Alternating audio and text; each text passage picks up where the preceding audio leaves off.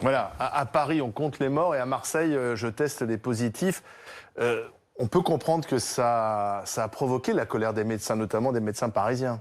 Absolument, et moi je pense que cette démarche, elle est justement sur ce fait-là principalement, c'est-à-dire le manque de confraternalité, le fait non seulement d'avoir dit qu'on tuait à Paris, et puis aussi d'avoir, quand les données négatives arrivaient sur l'hydroxychloroquine, avoir commencé à dire que tous les médecins étaient corrompus, qu'ils étaient tous achetés par l'industrie pharmaceutique, et là je pense qu'il y a un vrai manquement au devoir de confraternalité. Et Ça vous a choqué, vous, personnellement aussi ?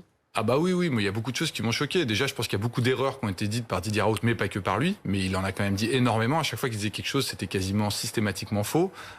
Ensuite, il y a eu... Alors, j'ai admiré le fait qu'il soit un entrepreneur de la médecine, qui porte une nouvelle molécule. Et ça, je pense que la plupart des Français admirent ça aussi. C'est vrai que c'est un des seuls qui s'est lancé, finalement, au tout début, il a essayé quelque chose. Et le problème, c'est qu'il y a tellement cru, qu'au bout d'un moment, il n'a pas voulu voir les preuves. Et au lieu simplement de dire, comme tout le monde aurait fait, je vois les preuves, soit on va l'utiliser autrement, soit on va laisser tomber, on va aller chercher ailleurs. Lui, il est rentré dans la théorie du complot et il a tiré dans tous les sens. Et c'est pour ça qu'aujourd'hui, on lui demande des comptes. Mais cette plainte est nécessaire. Je pense que c'est l'endroit. Faut rappeler que c'est pas une poursuite judiciaire. On n'est pas. Les sanctions peuvent aller jusqu'à la radiation. Oui, mais disons que faut imaginer que c'est un espace où les médecins peuvent régler leurs comptes entre eux. Et je pense qu'il y a des comptes à régler entre Didier Raoult et le reste de la communauté médicale. Laurent Toubiana, vous avez toujours défendu Didier Raoult. Pas vraiment, non. Je suis un peu à mon corps défendant, je veux dire, sur la même ligne que ce qu'il a défendu, mais pas surtout. D'ailleurs, je ne le connais pas, Didier Raoult. Et vous comprenez cette plainte ou vous trouvez que c'est excessif ? Non, je trouve que c'est excessif, comme tout est excessif. Mais d'un autre côté, j'ai envie de dire quelque chose avant.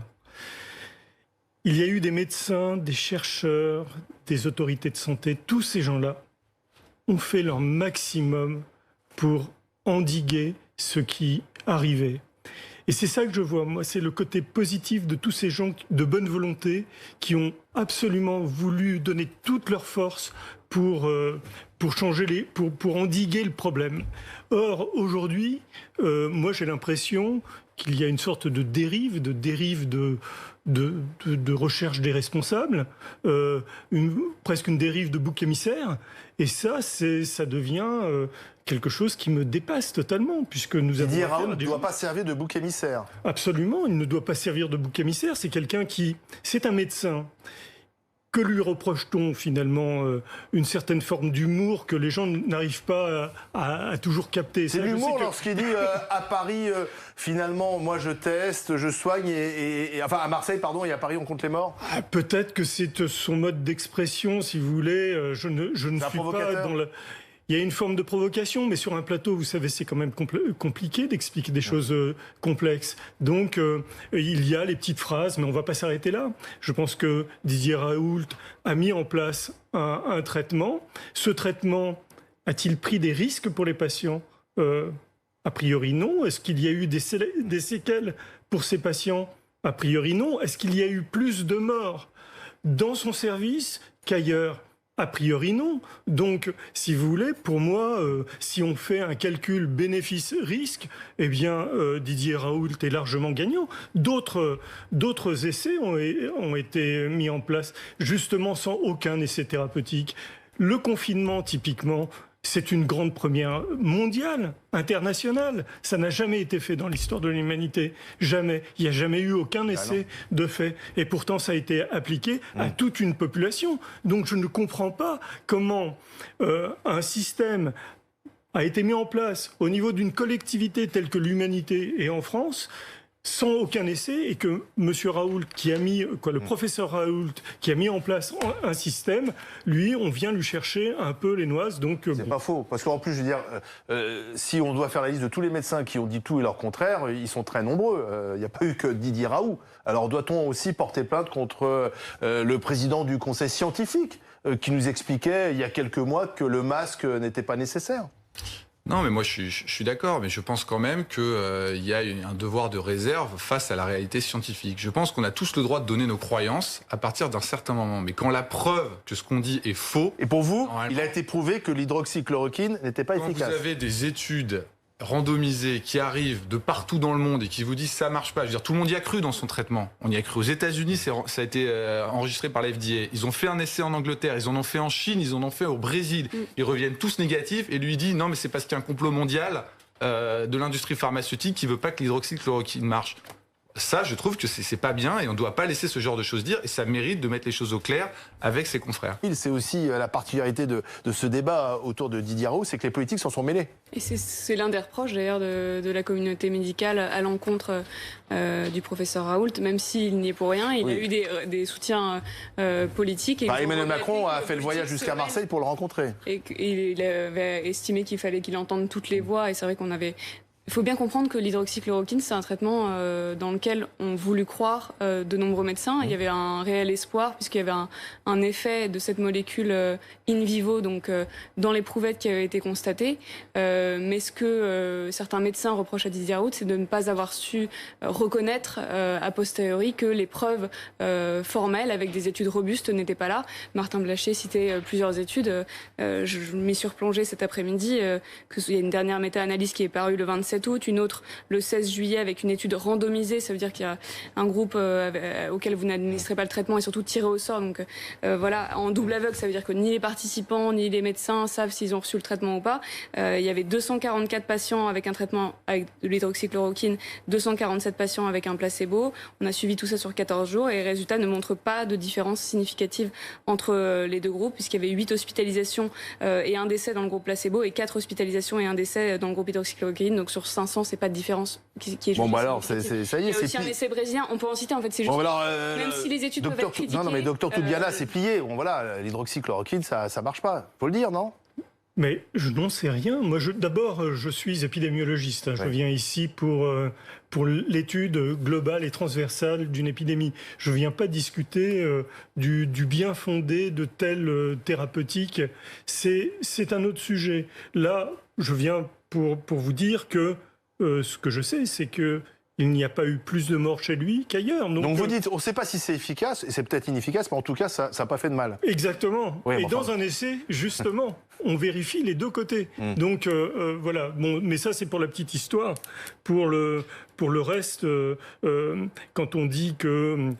Vous savez, quand on passe sur un plateau, parfois la personnalité ressort un peu comme ça, et il est probable qu'au début, M. Raoult n'ait pas compris que par exemple, l'humour ne passait pas, ou que ou il s'en est peut-être servi, j'en sais rien. Et on a peut-être joué, parce que Quentin, pardon, mais il faut rappeler que Didier Raoult, il a quand même donné beaucoup d'interviews, ici même à BFM TV. Margot de Frouville a participé avec Rotel Krief à une interview.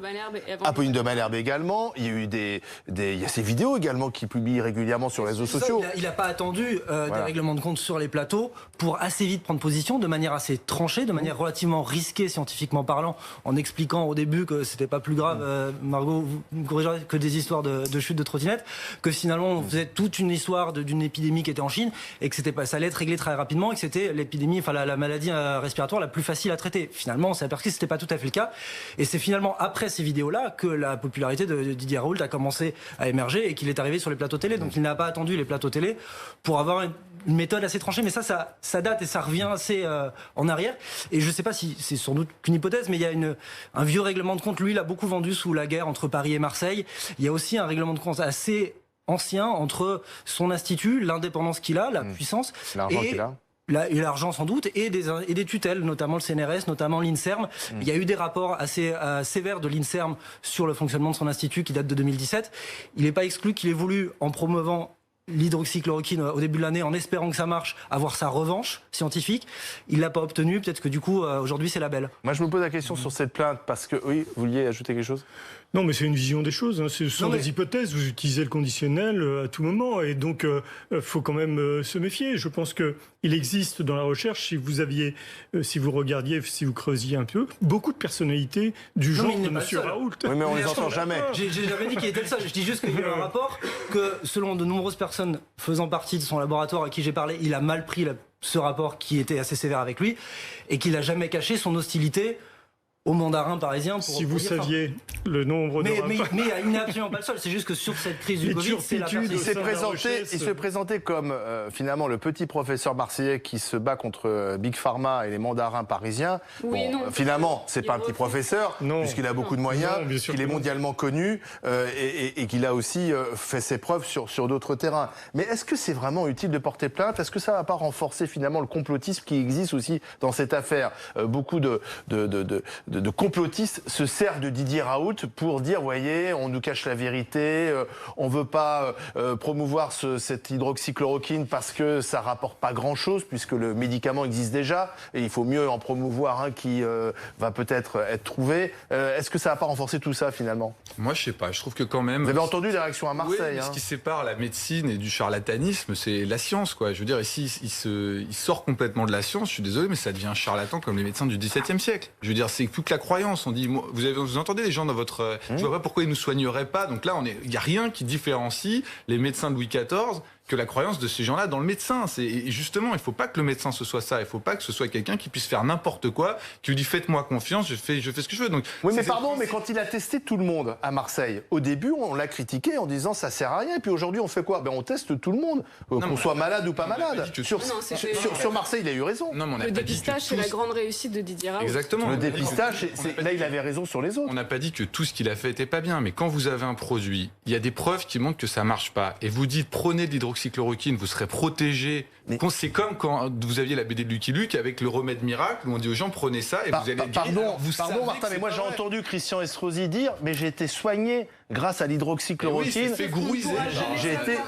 J'ai été soigné par Didier Raoult. Il y a cru, la croyance, c'est il a cru peut-être parce qu'il a vécu cela. Et il s'est dit, quand j'ai pris ce médicament, j'ai plus eu de fièvre et ça allait mieux. Oui, mais c'est pas vrai. Sauf que c'est pas vrai. Sinon, on l'aurait vu dans les études. Donc en fait, il y a le hasard qui fait qu'il a été mieux. Et lui, il y a eu beaucoup de hasard. Il y en a beaucoup qui ont témoigné.